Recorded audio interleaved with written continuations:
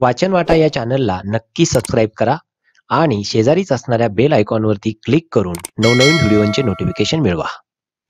विद्यार्थी मित्रांनो नमस्कार. आज आपण मॉडर्न इंडियन लँग्वेजेस MIL अर्थातच आधुनिक भारतीय भाषा मराठी SYBA या विषयासाठी जो विषय नवीन जून 2020 पासून अभ्यासक्रमामध्ये आलेला आहे त्या विषयाच्या शिकवणीसाठी प्रारंभ करणार आहोत. खरं तर या विषयामध्ये तुम्हाला खूप वेगवेगळ्या पद्धतीचं शिक्षण शिकण्यासाठी मिळणार आहे. हा जो विषय आहे हा विषय अर्थातच SYBAच्या विद्यार्थ्यांना अभ्यासक्रमामध्ये देण्यापाठीमागे अभ्यास मंडळाचा उद्देश हाच होता की आजचा विद्यार्थी हा सर्व गुण संपन्न व्हावा, त्याच्या व्यक्तिमत्वाचा विविधांगी विकास व्हावा, त्याच्या अंगी विविध कौशल्य त्याला विकसित करता यावीत, जेणेकरून रोजगाराच्या अनेक संधी त्याला कशा पद्धतीने प्राप्त करता येतील आणि तो त्याच्या जीवनामध्ये यशस्वी कसा होईल हा उद्देश अतिशय समर्पक पद्धतीने आणि निरपेक्षपणे अभ्यास मंडळाने अभ्यासक्रमापाठीमागे ठेवलेला आहे. अर्थातच तो उद्देश नक्की साध्य होईल असा मला विश्वास वाटतो. तर आधुनिक भारतीय भाषा मराठी सत्र पहिले यामध्ये आपण शिकणार आहोत मराठी भाषिक संज्ञापन कौशल्य. पण तत्पूर्वी हा विषय म्हणजे या विषयाला शिकवण्यासाठी आता प्रारंभ करत असताना सगळ्यात अगोदर तुम्हाला मी अभ्यासक्रमाची ओळख या विषयाची सांगणार आहे, जेणेकरून तुम्हाला या विषयाच्या अभ्यासक्रमाची एकदा व्यवस्थित ओळख झाली की हा विषय म्हणजे नेमकं काय आहे, या विषयामध्ये आम्ही नेमकं काय शिकणार आहोत या सगळ्या प्रश्नांची उत्तरं मिळतील. तर आता आपण पाहूयात या विषयाच्या अभ्यासक्रमाची ओळख. तर सावित्रीबाई फुले विद्यापीठ पुणे द्वितीय वर्ष कला SYBA modern Indian languages syllabus अर्थातच आधुनिक भारतीय भाषा हा विषय तुम्हाला अभ्यासासाठी आहे. चॉईस बेस्ड क्रेडिट सिस्टीमचा हा विषय असल्यामुळे याला क्रेडिट आहेत आणि हा जून 2020 पासून तुम्हाला अभ्यासक्रमामध्ये आलेला हा नवीन विषय आहे. निवड आधारित श्रेयांक पद्धतीमध्ये याला काही श्रेयांक विद्यापीठाने दिलेले आहेत आणि सत्र पहिले आणि दुसरे असा वेगळ्या पद्धतीने प्रत्येक सेमिस्टरचा अभ्यासक्रम तुम्हाला या ठिकाणी दिलेला आहे. आता आपण पाहूयात की सत्र पहिलेमध्ये तुम्ही काय शिकणार आहात. तर पहिल्या सत्रामध्ये तुम्ही मराठी भाषिक संज्ञापन कौशल्य हा घटक शिकणार आहात. आता हा जो घटक तुम्ही शिकणार आहात या अभ्यासक्रमाची काही उद्दिष्ट आहेत. ते आहेत प्रगत भाषिक कौशल्यांची क्षमता विकसित करणे, प्रसार माध्यमांतील संज्ञापनातील स्वरूप आणि स्थान स्पष्ट करणे, व्यक्तिमत्व विकास आणि भाषा यांच्यातील सहसंबंध स्पष्ट करणे, लोकशाहीतील जीवन व्यवहार आणि प्रसार माध्यमे यांचे परस्पर संबंध स्पष्ट करणे आणि प्रसार माध्यमांसाठी लेखन क्षमता विकसित करणे. हा मराठी भाषिक संज्ञापन कौशल्य हा जो आपल्या पहिल्या सत्राचा अभ्यासक्रम आहे त्या अभ्यासक्रमाची काही उद्दिष्टे मी आता तुम्हाला समोर वाचून दाखवली. अजून एक गोष्ट महत्वपूर्ण सांगायची तुम्हाला राहिली की हा विषय अनिवार्य आहे, म्हणजे SYBA मध्ये शिक्षण घेणाऱ्या सर्व विद्यार्थ्यांसाठी हा विषय अनिवार्य आहे. त्यामुळे या विषयाकडे तुम्ही तितक्याच गांभीर्याने बघायला हवं जितकं आपण स्पेशलच्या विषयांकडे पाहतो. तर आता हा जो पहिला सत्राचा अभ्यासक्रम आहे मराठी भाषिक संज्ञापन कौशल्य यामध्ये तुम्ही काय शिकणार आहात. तर घटक 1 मध्ये भाषा आणि व्यक्तिमत्व विकास सहसंबंध आणि 2 लोकशाहीतील जीवन व्यवहार आणि प्रसार माध्यमे हा घटक तुम्ही शिकणार आहात. घटक क्रमांक 2 मध्ये तुम्ही प्रसार माध्यमांसाठी लेखन अर्थातच त्याच्यामध्ये वृत्तपत्रासाठी बातमी लेखन आणि मुद्रित शोधन, नभोवाणीसाठी भाषणाची संहिता लेखन आणि तिसरं दूरचित्रवाणीसाठी माहितीपटासाठी संहिता लेखन. म्हणजे दूरचित्रवाणीसाठी माहितीपट कशा पद्धतीने लेखन करायचं, माहितीपटाचं लेखन कसं करायचं, माहितीपट म्हणजे काय हा विषय तुम्ही त्या ठिकाणी शिकणार आहात. आता पहिल्या सत्रासाठी तुम्हाला काही संदर्भ ग्रंथ अभ्यासासाठी आहे त्याची यादी विद्यापीठाने दिलेली आहे अभ्यासक्रमामध्ये. त्यामध्ये आहे भाषांतर मीमांसा संपादन doctor Kalyan Kale, doctor Anjali Soman, cyber संस्कृती डॉक्टर रमेश वरखडे, उपयोजित मराठी संपादक डॉक्टर केतकी मोडक, संतोष शेनई आणि सुजाता सेनई, ओळख माहिती तंत्रज्ञानाची टिमोथी J.O. लियरी, संगणक अच्युत गोडबोले, फौज प्रकाशन मुंबई, इंटरनेट डॉक्टर प्रबोध चोबे, मनोरमा प्रकाशन मुंबई, व्यावहारिक मराठी डॉक्टर ल.रा. नशिराबादकर, फडके प्रकाशन कोल्हापूर असे अनेक ग्रंथ तुम्हाला पहिल्या सत्रासाठी अभ्यासाला आहेत. त्याची काही थोडक्यात आणि निवडक नावं मी तुमच्या समोर वाचलेली आहेत. यानंतर जे दुसरं सत्र आहे त्या सत्रामध्ये तुम्ही नवमाध्यमे आणि समाज माध्यमांसाठी मराठी हा विषय शिकणार आहात.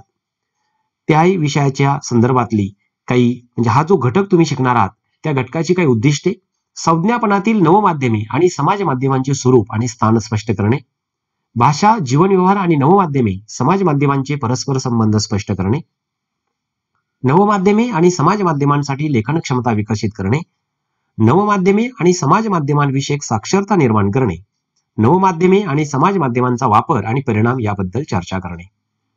हा दुसऱ्या सेमिस्टरमध्ये म्हणजे सत्र दुसऱ्यामध्ये जो तुम्ही नवमाध्यमे आणि समाज माध्यमांसाठी मराठी हा घटक शिकणार आहात, हा विषय शिकणार आहात, त्या विषयाची काही उद्दिष्टे मी आता तुमच्या समोर वाचून दाखवली. आता यामध्ये तुम्ही नेमकं काय शिकणार आहात तर घटक क्रमांक 1 मध्ये भाषा, जीवनव्यवहार आणि नवमाध्यमे समाज माध्यमे, नवमाध्यमे आणि समाज माध्यमांचे प्रकार, त्यात अर्थातच ब्लॉग, फेसबुक आणि ट्विटर. त्यानंतर नवमाध्यमे आणि समाज माध्यमांविषयक साक्षरता, दक्षता, वापर आणि परिणाम. आणि घटक क्रमांक 2 मध्ये वेबसाईट आणि ब्लॉग, ट्विटरसाठी लेखन आणि व्यावसायिक पत्रव्यवहार हा भाग शिकणार आहात. यासाठी सुद्धा तुम्हाला काही संदर्भ ग्रंथ विद्यापीठाने अभ्यासक्रमासाठी निवडक संदर्भ ग्रंथांची यादी या ठिकाणी दिलेली आहे, ती तुम्ही पाहू शकता. अभ्यासक्रमावरती आणि विद्यापीठाच्या संकेतस्थळावरती ही यादी उपलब्ध आहे, हा अभ्यासक्रम उपलब्ध आहे. या अभ्यासक्रमाचा तुम्ही निश्चितच व्यवस्थितपणे विचार करा, जेणेकरून बारकाईने तुम्ही हा सगळा अभ्यासक्रम पाहिल्यानंतर तुम्हाला लक्षात येईल की आपल्या व्यक्तिमत्व विकासासाठी, आपल्यामध्ये भाषिक कौशल्य अधिकाधिक चांगल्या पद्धतीने विकसित होण्यासाठी हा अभ्यासक्रम अतिशय उपयुक्त आहे. तर आता आपण बघितलं, हा अभ्यासक्रम आपण बघितला. आता यानंतर आपण पुन्हा आपला जो अभ्यासक्रमातलं जे सत्र 1 आहे आणि सत्र 1 मध्ये जो आपला घटक आहे, जो टॉपिक आपण बघणार आहोत, मराठी भाषिक संज्ञापन कौशल्य, तिकडे वळणार आहोत.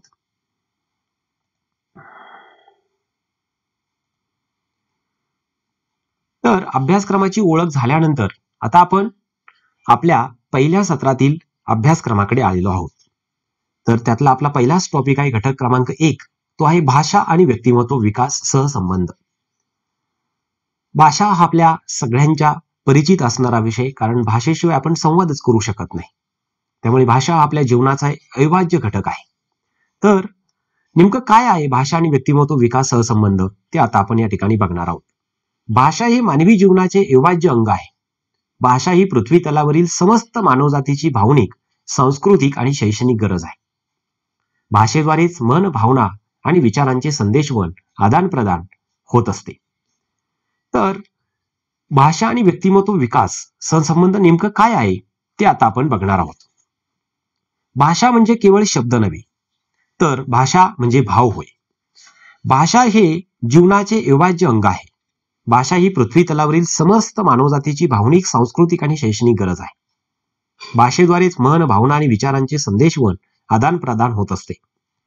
मनुष्य हा समाजशील प्राणी आहे. त्यामुळे तो वेगवेगळ्या सामाजिक संस्थांच्या माध्यमातून आपले जीवन सुखकर करण्यासाठी नेहमीच कार्यरत असतो. त्यामुळे धर्मसंस्था, शिक्षण संस्था, कुटुंब संस्था, सांस्कृतिक संस्था, राज्य संस्था इत्यादी सारख्या अनेक सामाजिक संस्थांशी प्रत्येक व्यक्ती कोणत्या ना कोणत्या नात्याने, कोणत्या ना कोणत्या अधिकाराने वा जबाबदारीने जोडलेला असतो. त्यामुळे त्याचे नेहमीच एकमेकांशी सहसंबंध येत असतात. एकत्र आले की एकमेकांचे विचार, अनुभव, भावना यांची अभिव्यक्ती झाल्याशिवाय राहत नाही. अर्थात या सर्व प्रकारच्या अभिव्यक्तीचे मुक्त माध्यम म्हणजे भाषा होय.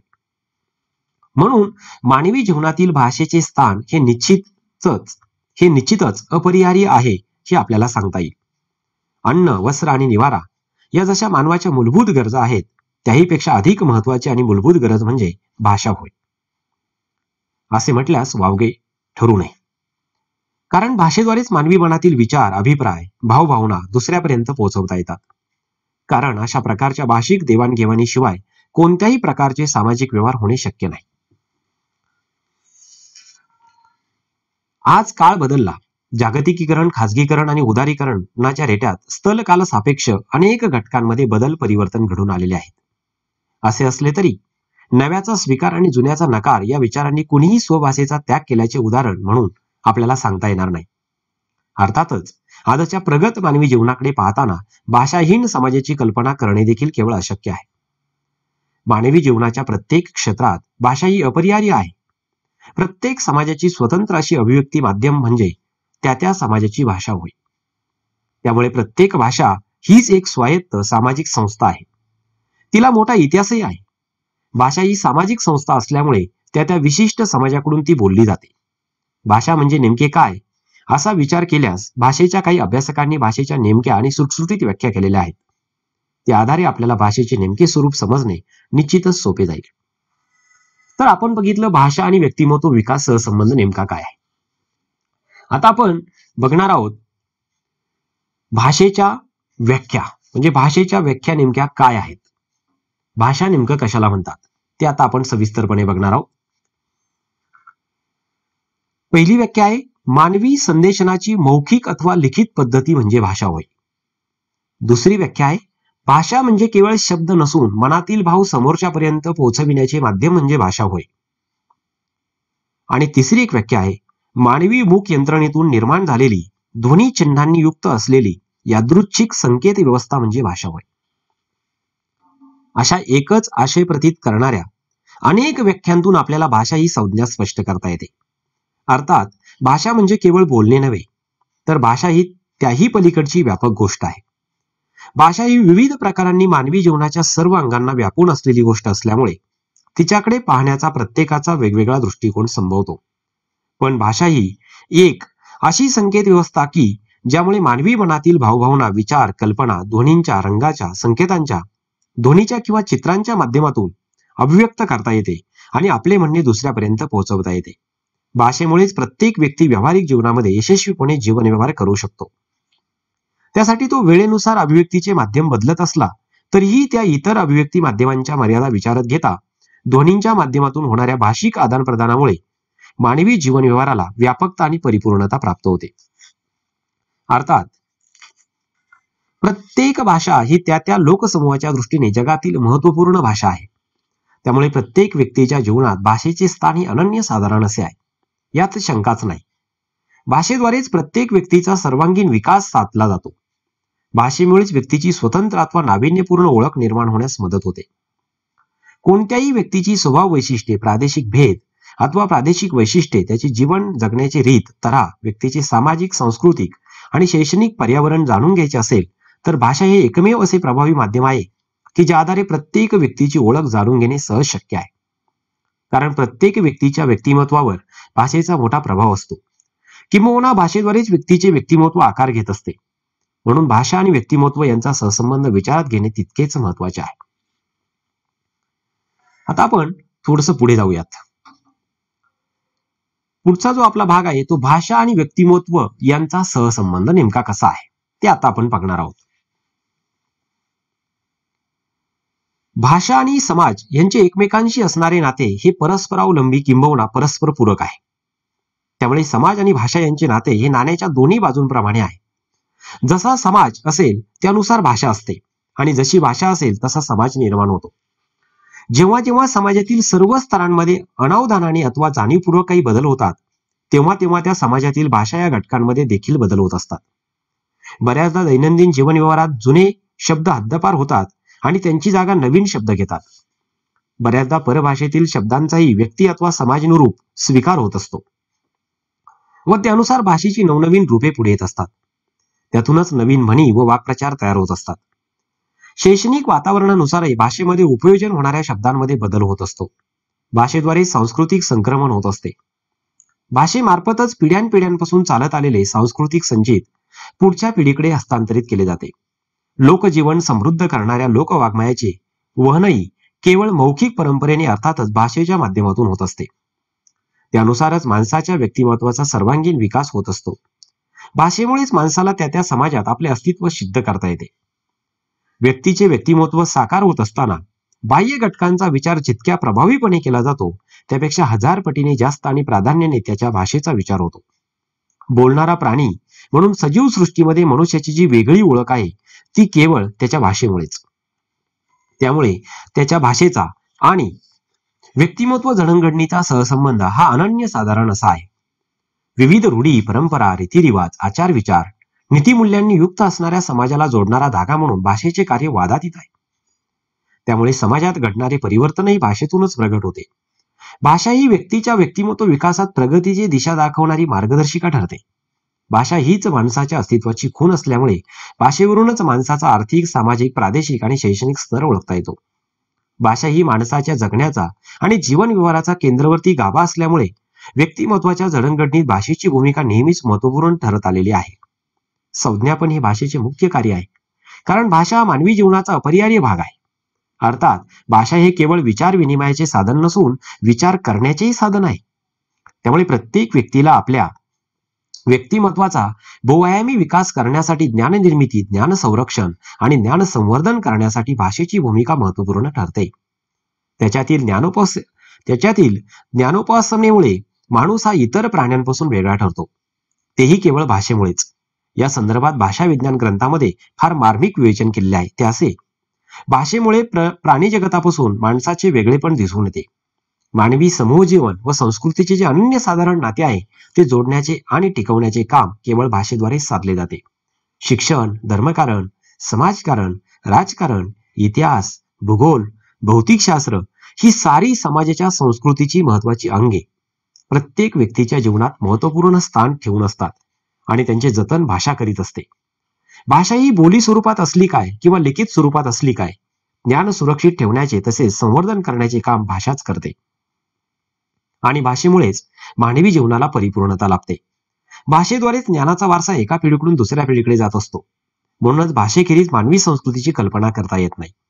कारण भाषेने मनुष्य निर्माण केला आणि मनुष्याने भाषा निर्माण केली.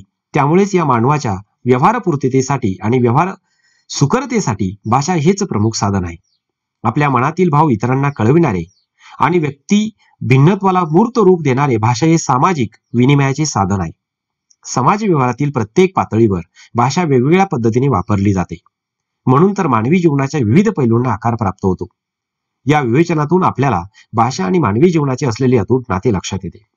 कारण प्रत्येक व्यक्तीला आपल्या मनातील विचार, भावभावना, अनुभव, अभिप्राय अभिव्यक्त करण्याचे एकमेव माध्यम म्हणजे त्याची, अर्थात त्याच्या कुटुंबाकडून, त्याच्या स्वसमाजाकडून आलेली भाषा हेच होय. भाषेशिवाय व्यक्तीच्या व्यक्तिमत्वाला योग्य तो आकार प्राप्त होऊ शकत नाही आणि त्याचे व्यक्तित्वही सिद्ध होत नाही.